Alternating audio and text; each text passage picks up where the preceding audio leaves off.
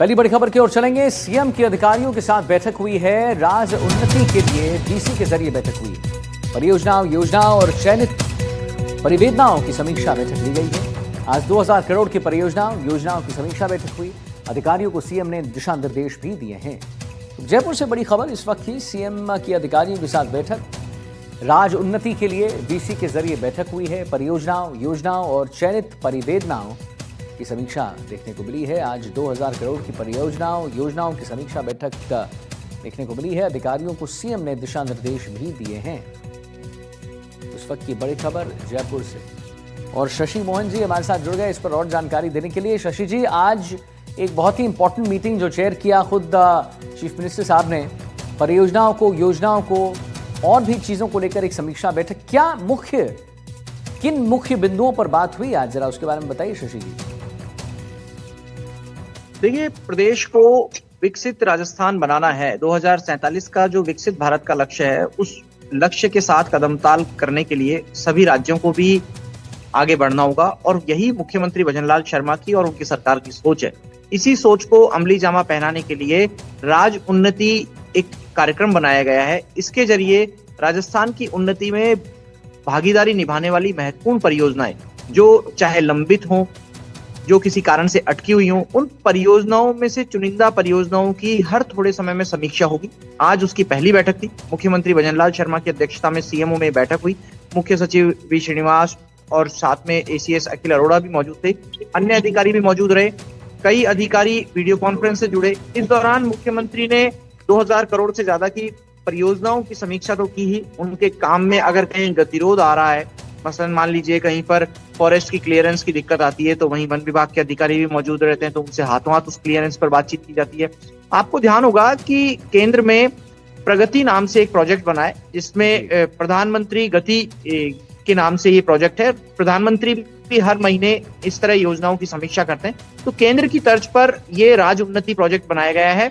इसके जरिए सभी विभागों के अधिकारियों को एक साथ बिठा करके अगर किसी बड़े मामले में कोई पेचीदगी आ रही है तो उसका मौके पर ही कैसे समाधान हो सकता है, इस पर फोकस किया जाता है। साथ में आपने को ध्यान होगा, पिछले दिनों मुख्यमंत्री भजनलाल शर्मा 181 कॉल सेंटर गए थे।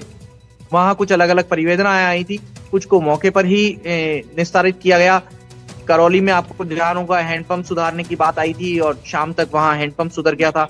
इस तरीके से जो ऐसे परिवेदनाएं थी जिनमें थोड़ा सा समय लग सकता है, उनका भी आज रिव्यू किया गया। मुख्यमंत्री ने कई लाभार्थियों से बातचीत भी की और उनको बताया कि उनकी जो समस्या आई थी 181 के जरिए, उसका समाधान कर दिया गया।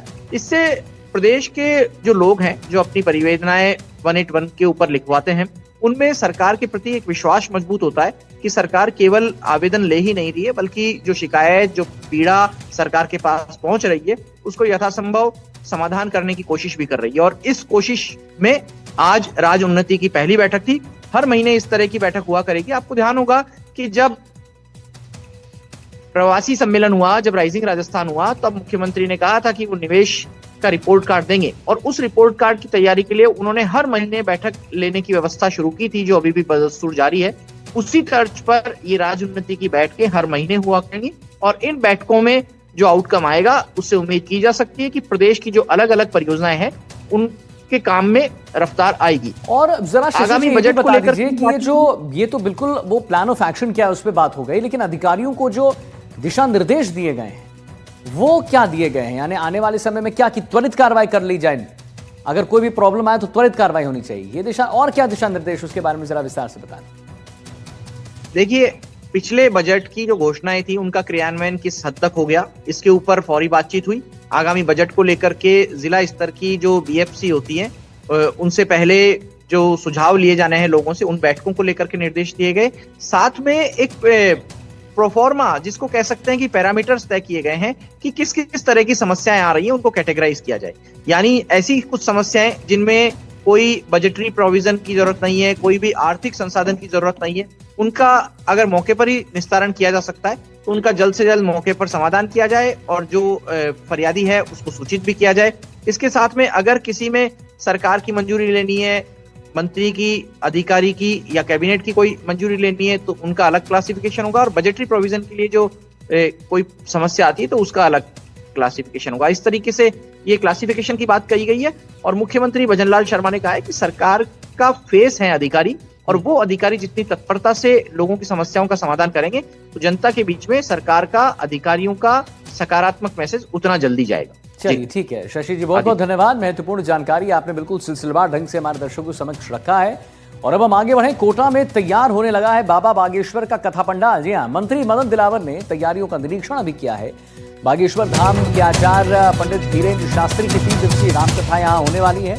और कोटा के रामगंज मंडी विधानसभा क्षेत्र में रिको औद्योगिक क्षेत्र फतेहपुर में बागेश्वर धाम सरकार के आचार्य पंडित धीरेन्द्र शास्त्री कथा का आयोजन होने जा रहा है। 23 से 25 जनवरी तक चलने वाले इस धार्मिक आयोजन में 24 जनवरी को दिव्य दरबार सचेगा। श्री रामकथा गौ माता महोत्सव के आयोजन को सफल बनाने के लिए संचालित समिति का गठन किया गया है। श्री रामकथा गौ माता महोत्सव की तैयारी अब जोर पकड़ने लगी है। रामगंज मंडी के विधायक और राजस्थान सरकार के शिक्षा एवं पंचायती राज मंत्री मदन दिलावर ने खुद एक व्यवस्था का बारीकी से निरीक्षण भी किया है। तो बाबा बागेश्वर का कथा पंडाल मंत्री मदन दिलावर ने तैयारियों का निरीक्षण किया है। वहीं देखिए, राजस्थान में बजट को लेकर डिप्टी सीएम दिया कुमारी ने सार्वजनिक निर्माण विभाग मुख्यालय में अहम बैठक की। प्री बजट बैठक में दिया कुमारी ने निर्देश दिए कि सड़क, पुल और भवन प्रस्ताव को आगामी बजट के लिए तैयार किया जा रहा है और उनमें संबंधित अधिकारी लोगों की जरूरत और क्षेत्र के विकास की प्राथमिकता दें। बैठक में आगामी बजट को ध्यान में रखते हुए विभागीय तैयारियों एवं प्रस्तावित कार्यों पर विस्तार से चर्चा की गई है। तो डिप्टी सीएम दिया कुमारी ने बजट पर बैठक की है। पीडब्ल्यूडी मुख्यालय में अहम बैठक हुई है।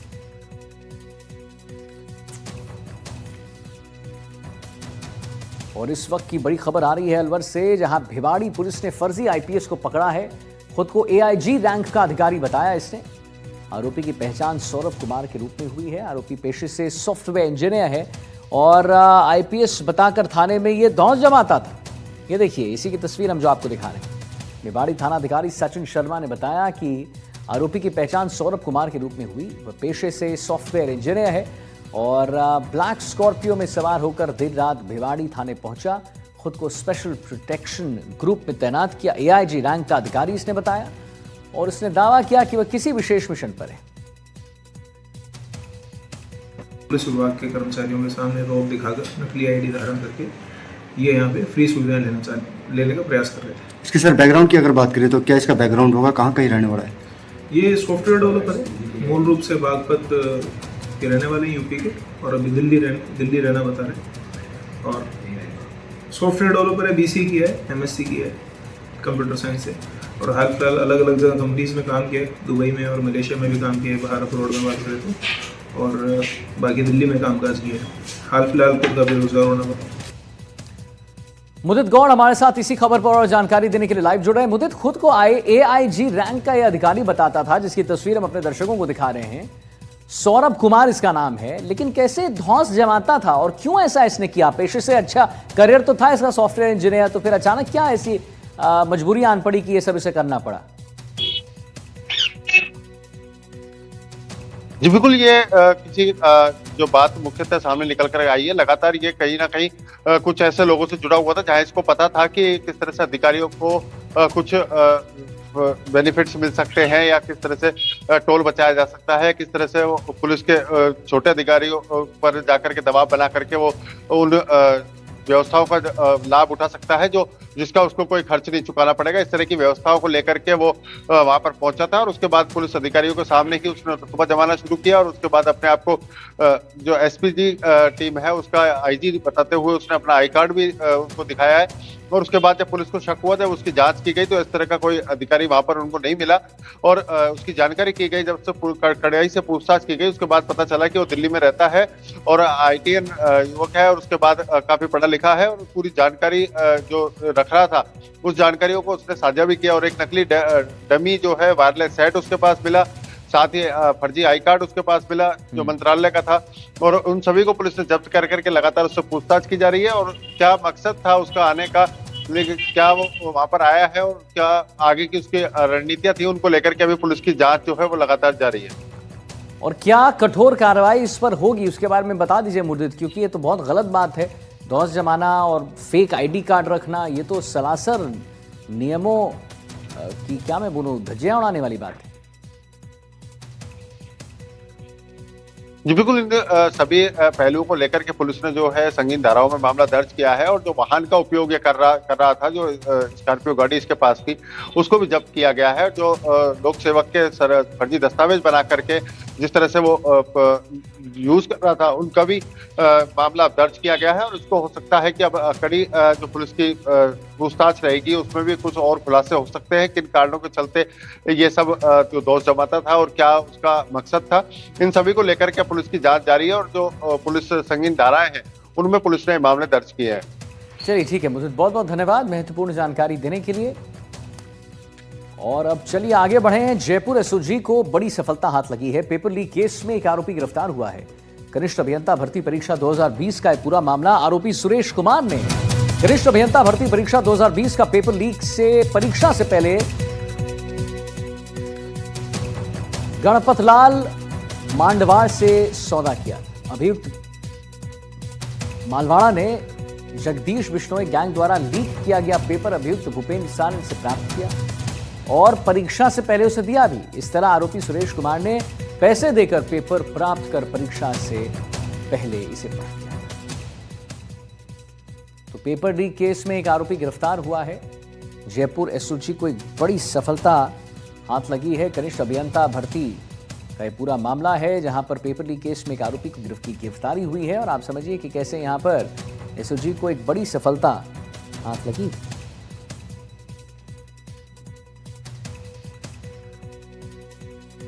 हमारे साथ दीपक चावला जुड़ गए, इसी पर और जानकारी देंगे।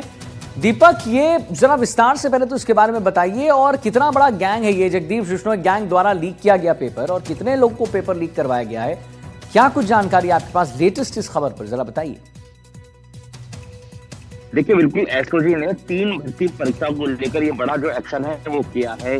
पहली इसमें सुरेश को पकड़ा है जो कि एलडीसी भर्ती परीक्षा से कनेक्टेड है। फिर दूसरे का नाम भी सुरेश है जो कि अध्यापक भर्ती परीक्षा से जुड़ा हुआ है और एक का नाम विकेश है जो कि सेकंड ग्रेड भर्ती परीक्षा से कनेक्टेड है। यानी कि 2 सुरेश और विकेश, एक एलडीसी, एक अध्यापक भर्ती और एक सेकंड ग्रेड। तो तीनों ही अलग अलग भर्ती परीक्षा, एक 2020, एक 2022 और एक 2023। यानी कि 2020, 22 और 23 में परीक्षाएं हुई थी। जो सुरेश है, जो पहला वाला जो आरोपी है, उसने परीक्षा से पहले जगदीश बिश्नोई गैंग के मार्फत जो है उसने पेपर ले लिया था। फिर पेपर उसने पढ़ा, परीक्षा दे दी और एग्जाम में नौकरी उसने पा ली। उसके बाद ये लगातार 2020 से फरार चल रहा था। एसओजी ने अब इसको गिरफ्तार किया है।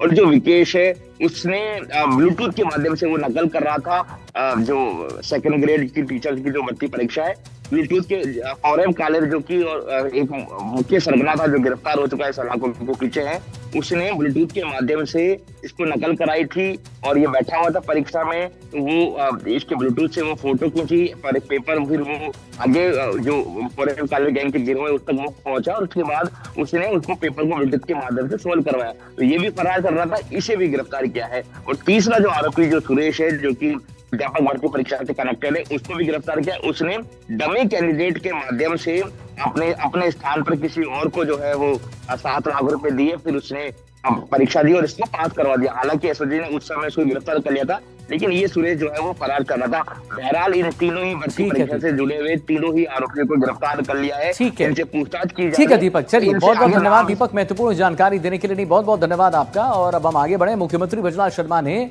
सरपंच संघ के प्रतिनिधियों से संवाद किया है। जरा जान लीजिए कि कैसे मुख्यमंत्री आवास पर प्री बजट बैठक हुई। सरकार ने ग्रामीण क्षेत्र के विकास को लेकर सरपंच संघ के प्रतिनिधियों से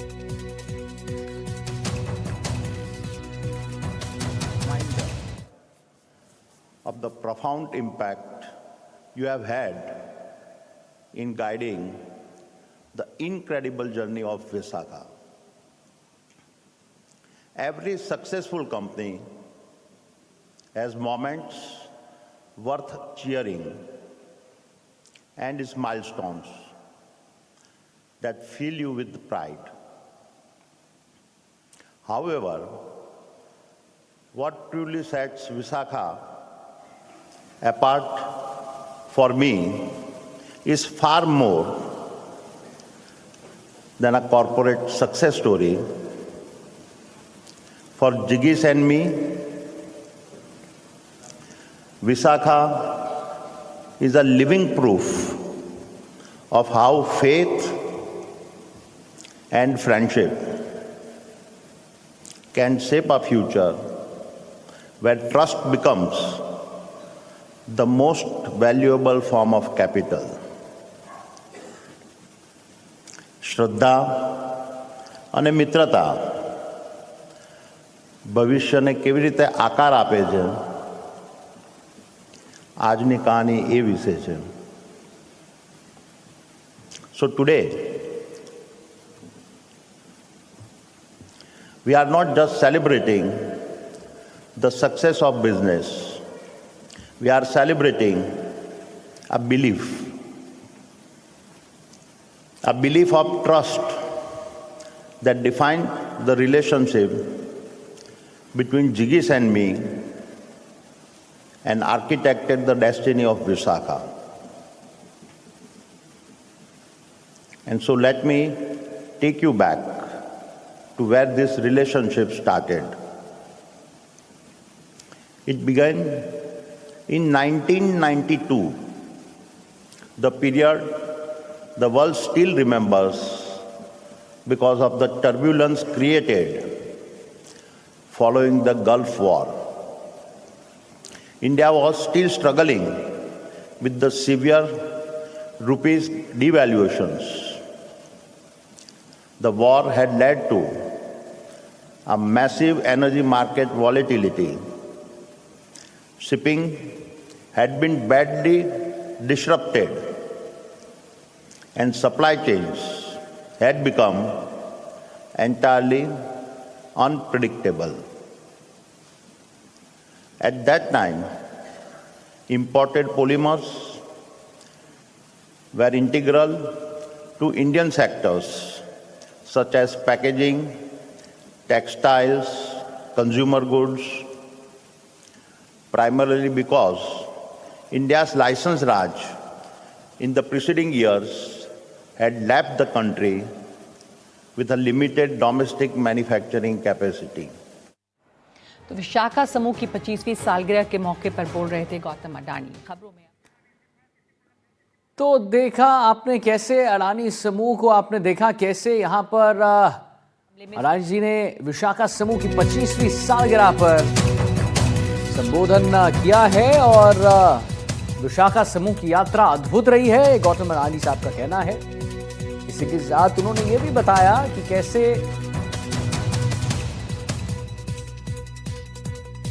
अद्भुत थी ये यात्रा। विशाखा समूह की 25वीं सालगिरह और उसे अद्भुत कहा गया है। जालौर में ग्रामीणों का धरना जारी है, 19वें दिन जारी है ये धरना। ट्रैक्टर निकालकर रैली निकालकर ग्रामीणों ने जताया विरोध। झाप पंचायत समिति के पुनर्गठन की मांग हो रही है। ग्रामीणों ने उग्र आंदोलन की चेतावनी दी। जालौर के झाप पंचायत समिति के पुनर्गठन की मांग को लेकर धरना प्रदर्शन 19वें दिन भी जारी रहा और झाप सहित आसपास के 24 से अधिक गांव के ग्रामीणों ने एकजुट होकर पंचायत समिति को यथावत झाप में ही पूर्ण रूप से गठित करने की मांग दोहराई।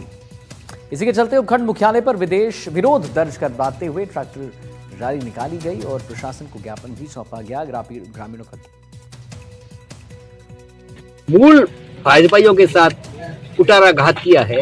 कुर्सी हुई थाली इन्होंने खींचकर हमारे साथ में एक भयंकर अपराध किया है और आने वाले समय में यदि सरकार कुछ सोचती है, समझती है और भाजपा कार्यकर्ताओं की विश्वास को बनाए रखना है तो उसे पुनः एक बार झाप को अपना दर्जा देना है, यही हमारी मांग है। ये एक अपने व्यक्ति विशेष की विशेष कर किया जाए तो निर्दलीय विधायक ने अपने घर पे ले गए हैं। बाकी यह राजनीतिक से प्रेरित तो ये है ही, क्योंकि वहाँ ऊपर भी है वो जातिवाद चल रहा है।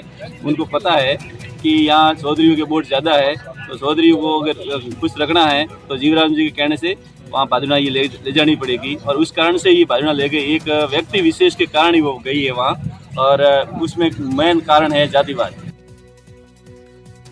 देखिए, सार पर कांग्रेस विधायक का बीजेपी पर हमला हुआ है। फर्जी तरीके से नाम कटवाने के लिए ये जो आरोप हैं वो लग रहे हैं। कांग्रेस विधायक रफीक खान ने कहा है कि फर्जीवाड़ा कराने वालों पर दर्ज हो एफआईआर। निर्वाचन आयोग पर भी साधा है निशाना, जरूरत पड़ी तो ईसी के खिलाफ कोर्ट जाएंगे, रफीक खान का कहना है। आदेश नगर में कांग्रेस विधायक और सचेतक रफीक खान ने एसआईआर के मुद्दे पर भारतीय जनता पार्टी पर गंभीर आरोप लगा दिए हैं। रफीक खान ने कहा है कि बीजेपी के लोग पहले अपनी इच्छा से नाम नहीं कटवा सके, लेकिन अब विशेष अभियान चलाकर मतदाताओं के नाम कटवाने की कोशिश कर रहे हैं।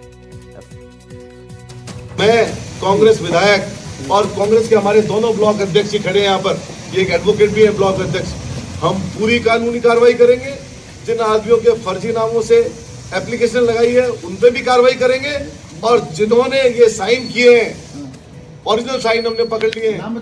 ये रवि नैयर जी ने साइन किया है और इस पे लिखा है कि 1 साल तक की कारावास की सजा हो सकती है। मैं पूरी कार्रवाई करूंगा, मुकदमा भी दर्ज कराऊंगा और कोर्ट में भी कार्रवाई करूंगा। इलेक्शन कमीशन के ऊपर भी कार्रवाई करेंगे ताकि इस तरीके की कार्रवाई दूसरी जगह न हो। और इसी के साथ फिलहाल इस बुलेटिन में इतना ही। एक छोटे से ब्रेक के लिए रुक रहे हैं।